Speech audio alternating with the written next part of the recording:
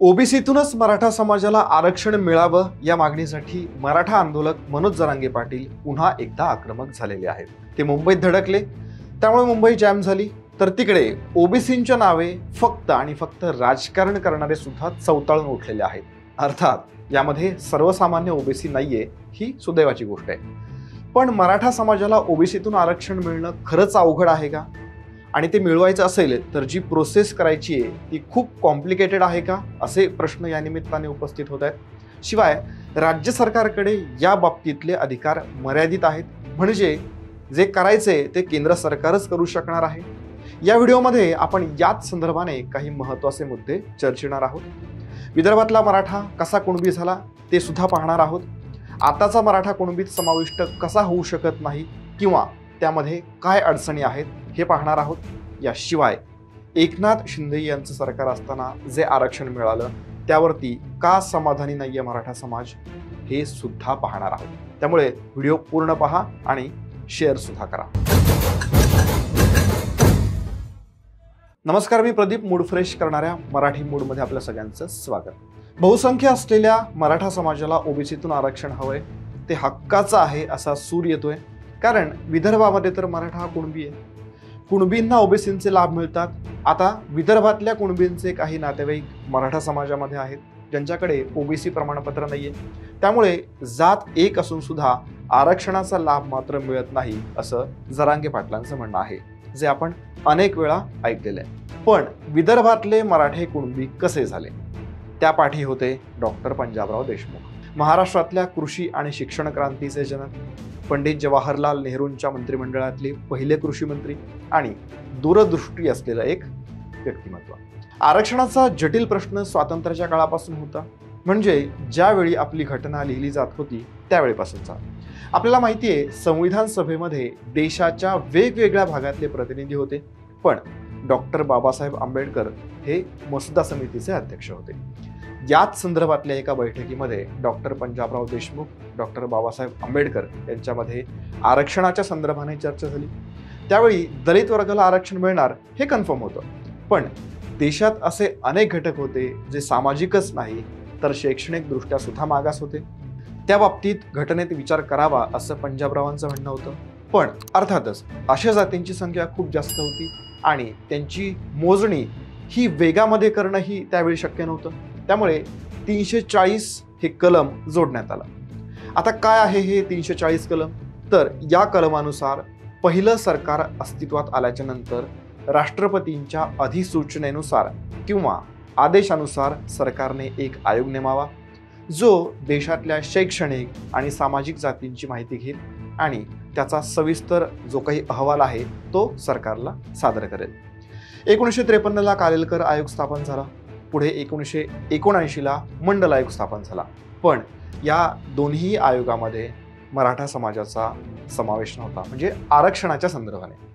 मराठा शासनकर्ता होता, सैन्यामध्ये होता, पण प्रामुख्याने कृषी क्षेत्राशी संबंधित होता आणि आहे, पण त्यांची म्हणावी तशी प्रगती झालेली नाही, त्यामुळे त्यांचा कुणबी प्रवर्गामध्ये समावेश करावा असं पंजाबराव देशमुख यांचं म्हणणं होतं, तशी त्यांची मागणी होती।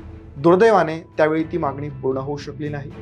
मग पुढे याच विषयी देशमुखांनी मुंबईतल्या मराठा मंदिर या ठिकाणी एक महत्त्वाची बैठक बोलावली। तत्कालीन मराठा समाजातले मोठे नेते आणि व्यक्तिमत्व या बैठकीमध्ये सहभागी झाले। मराठा समाजाने कागदोपत्री कुणबी जात लावावी असं आवाहन देशमुखांनी आपल्या मराठा समाज बांधवांना केलं। ते विदर्भातल्या मराठा नेतृत्वाने आणि समाज बांधवांनी स्वीकारलं, पण इतरत्र मात्र ते स्वीकारलं गेलं नाही। आपण क्षत्रिय जमीनदार आहोत असा सूर त्यावेळी काढला गेला, पण देशमुख हे अर्थातच दूरदृष्टीचे होते।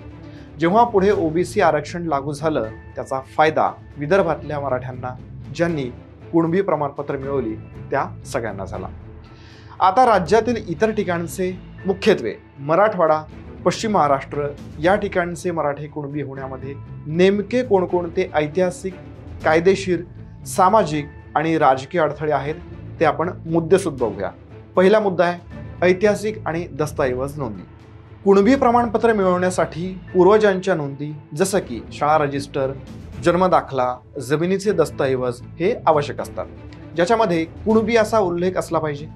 विदर्भामध्ये हे सगळं सोपं आहे, कारण पंजाबराव देशमुखांनी त्यावेळी म्हणजेच जवळपास 60-70 वर्षांपूर्वी मराठ्यांना आवाहन केलं, जे विदर्भातल्या मराठ्यांनी सिरियसली घेतलं।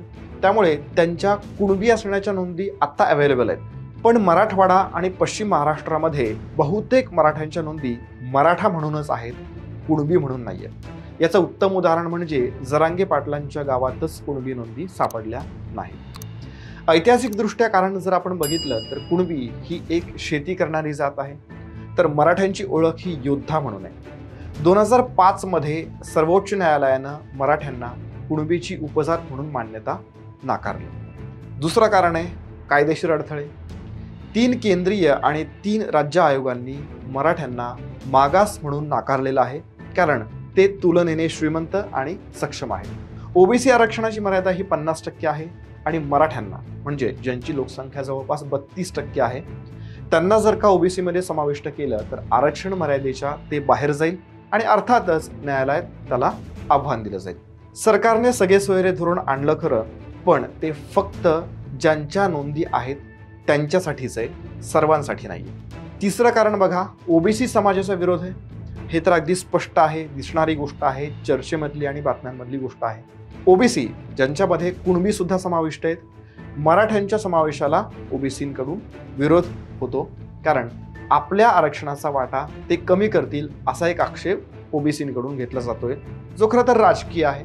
कारण सामान्य ओबीसींचा मराठा आरक्षणाला तीव्र असा विरोध नाहीच आहे। म्हणजे बघा ना, छगन भुजबळ किंवा इतर काही नेते म्हणजे राजकीय नेते सातत्याने ओबीसीतून मराठा आरक्षणाला विरोध करतात, पण सामान्य ओबीसींचं मत जर आपण बघितलं तर ते यापेक्षा खूप वेगळं आहे। राजकीय कारण अजून एक म्हणजे सध्या केंद्रामध्ये आणि राज्यातही भाजपा सत्तेमध्ये आहे, ज्यांचा प्रमुख मतदार ओबीसी आहे। त्यामुळे या बाबतीतला निर्णय बीजेपीसाठी अडचणीचा असणार आहे, हे नक्की आहे। शिवाय भारतातल्या प्रत्येक राज्यातल्या मराठा समान समाजाला हे आरक्षण द्यावं लागेल, जसं की इतर राज्यातले जाट असतील, गुज्जर असतील, पटेल असतील इत्यादी सगळ्यांचा विचार मराठा समाजाप्रमाणेच करावा लागेल। चौथं कारण आहे सामाजिक आणि सांस्कृतिक फरक। मराठा हा थोडा उच्च तर कुणबी त्यानंतर असा एक सामाजिक दर्जा ठरवण्यात आलेला आहे। एकमेकांना कमी जास्त समजण्याच्या भावनेतून मग लग्न संबंध आणि इतर सामाजिक दर्जा जो काय आहे तो ठरवला जातो। 5वं कारण राजकीय गुंतागुंत, आणि हा तर महत्त्वाचा मुद्दा आहे आणि ही राजकीय गुंतागुंत आहेच आहे। मराठा आरक्षणाचा प्रश्न खूप जुना आहे। 1982 साली अण्णासाहेब पाटील यांच्यापासून ते वेगवेगळ्या जिल्ह्यातल्या कितीतरी तरुणांनी आपला जीव गमावलेला आहे। इथपर्यंतचा हा सगळा प्रवास मराठा आरक्षणाचा। 2014ला पहिल्यांदा पृथ्वीराज चव्हाण सरकारकडून मराठा समाजाला आरक्षण देण्यात आलं। त्यानंतर 2018ला देवेंद्र फडणवीस सरकारकडून आणि मग सगळ्यात शेवटी म्हणजे लेटेस्ट 2023-24ला एकनाथ शिंदे सरकारने आरक्षण दिलं 10%। सरकार वेगवेगळी होती, पण प्रश्न अजूनही कायम आहे। म्हणजे कायमस्वरूपी मराठा आरक्षणाचा जो काही प्रश्न आहे तो सुटलेला नाहीये। आरक्षण टिकणारं हवं ही मराठा समाजाची एक रास्त मागणी आहे, जी कधी पूर्ण होईल माहीत नाही। आणि म्हणूनच मनोज जरांगे पाटील 29 ऑगस्टला मुंबईच्या आझाद मैदानामध्ये धडकले। ऐन गणपती उत्सवामध्ये हे आंदोलन करणं योग्य नाहीये, चंद्रशेखर बावनकुळे म्हणाले। तर अंतरवालीमध्ये जेव्हा लाठीचार्ज झाला त्यावेळी सुद्धा गणेशोत्सव होता, तेव्हा काही वाटलं नाही का, असा पलटवार जरांगे पाटलांनी केलेला आहे। आंदोलन करण्याकरता कुणाची ना नाही, परंतु हिंदूच्या अत्यंत महत्त्वाचा आणि प्रत्येक घरी साजरा होणारा दीपावलीसारखा सण हा गणेशोत्सव आहे। आणि अशा सणामध्ये मुंबईमध्ये तर प्रत्येक घरोघरी प्रत्येक चौकाचौकात हा सण साजरा होतो। अशावेळी मुंबईची कायदा व्यवस्था बिघडू नये म्हणून, राज्याची कायदा व्यवस्था बिघडू नये म्हणून 4 दिवस आंदोलन उशिरा करता आलं असतं, एवढंच सरकारचं म्हणणं होतं। आम्ही काय अडथळा करायला काय आमच्या हातात बंदूक आहेत काय? आम्हाला कारण ते सांगायचे। आणि तवा अडथळा आणला तवा अंतरवलीत नव्हता गणपती बसलेला, तवा नव्हता गणपती, तवा तो म्हणायला दिसलं का की बाबा हिंदूचा सण आहे, सणात कशाला लाठीचार्ज करायचा, कशाला आहे बहिणीच्या डोक्या फोडायची। पण मुंबईकरांसाठी वेळ जास्त महत्त्वाची आहे, त्यामुळे मोठ्या प्रमाणात आंदोलकांमुळे थोडा नाराजीचा सूरही उमटलेला आहे। यावरून अर्थातच दावे प्रतिदावे होणार आहेतच। सध्या तरी ओबीसीतून आरक्षण देता येणार नसल्याची भूमिका सरकारने मांडलेली आहे। आता या संदर्भामध्ये किंवा या सगळ्या प्रश्नामध्ये फडणवीसांची नेमकी प्रतिक्रिया काय आहे हे एकदा ऐका। ही समिती तयार केलेली आहे, ती समिती त्यांच्या ज्या मागण्या आहेत त्या मागण्यांवर विचार करते आहे, त्याच्यानंतर चर्चा देखील करेल।